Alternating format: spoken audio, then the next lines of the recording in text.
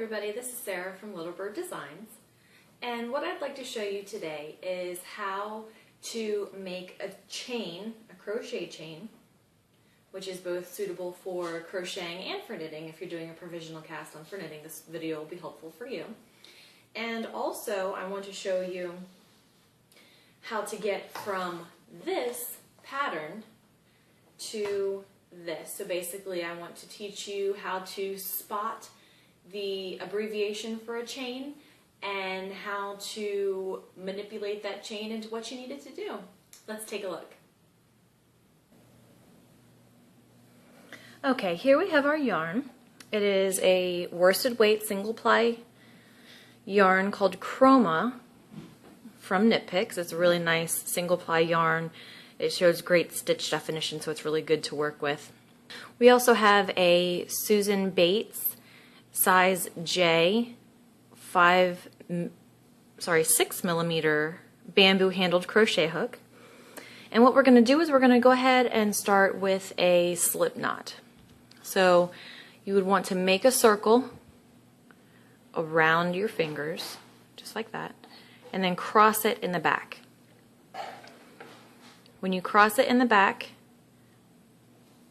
take the tail, not the working yarn, but the tail, and push it through, make a little loop. So this is what it looks like right now. Take that loop and just pull it tight and see how it slides. That's what makes it a slip knot. Let me go ahead and do that again for you. Around your fingers, push it through, hang on to that tail and make a knot. Then you take your hook, insert it into the loop and pull the knot tight. And here we go. This is how we make a chain. Hang on to your slip knot right here below your crochet hook, and take your crochet hook and swing it underneath of the yarn, bring the yarn over top of it and pull it through. I'll do it again for you.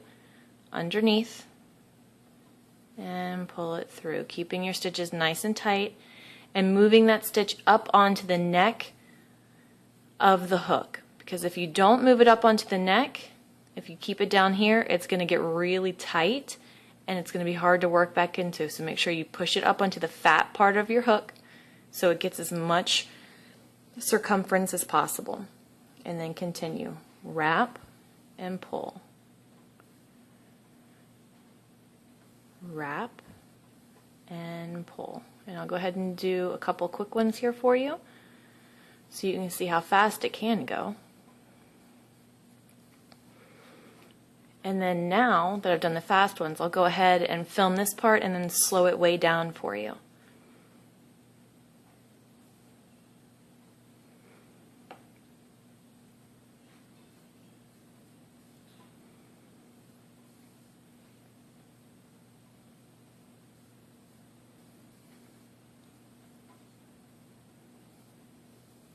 Now, you see how each time I do a chain, I push the yarn up onto this fat part.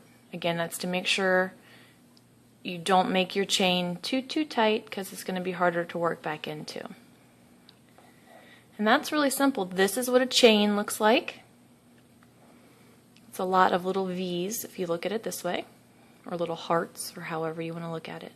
Each of these little V's is a chain.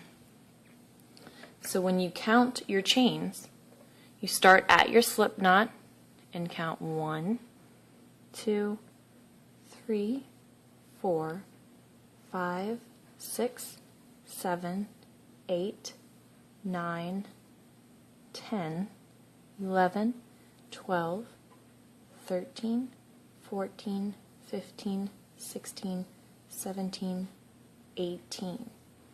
We've made 18 chains in this little segment here. This is what the back of the chain looks like. And if you come in closer to it, you can see these little bumps on the back. Those are the ridge bumps. And that's where I like to work my stitches into. Now that we've seen how to do the chain and we've done it in practice, if you followed along, here is what a chain actually looks like in writing. Okay, so here we have two different ways you can find the chain command or chain stitch being written out for you. Here is the first way, and the way that I generally use. It says foundation chain CH 241. That CH means chain. It always means chain. Anytime you see this abbreviation, excuse me, CH, that means chain, always. The second way you can see chain written out is if you're looking at this stitch diagram. This is basically a pattern written out for you in symbols as opposed to words. And if you look, here down at the bottom, you have a lot of little ovals, and a couple up the sides and a couple up the sides here. All of those little ovals are individual chain stitches. So these individual chain stitches, if you had the full pattern in front of you, there would be 241 of those little stitches. So in this example, there's 1, 2, 3, 4, 5, 6, 7, 8, 9, 10.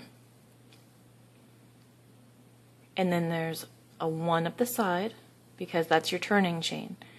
Then you work these stitches back across and chain 2 and turn.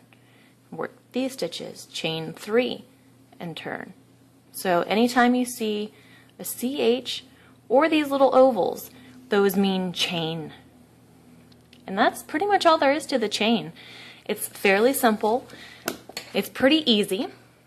And when you are knitting and you are using the chain in your provisional cast on, you basically work into this little ridge right here. This little bump is where you want to pull up your stitches from. So you don't want to work into the actual V stitch. You want to work into the back side, that little bump right there. And that is how you are going to be able to get your provisional cast on, because once you are ready to get those stitches live, you just pull that tail out, and all the stitches that you had done in these little bumps right here are now live stitches. And that's it. That's all there really is to the chain stitch. And if you have any questions, please let me know. We are going to be coming back in a few days with information on the slip stitch and single crochet. You guys have a great day.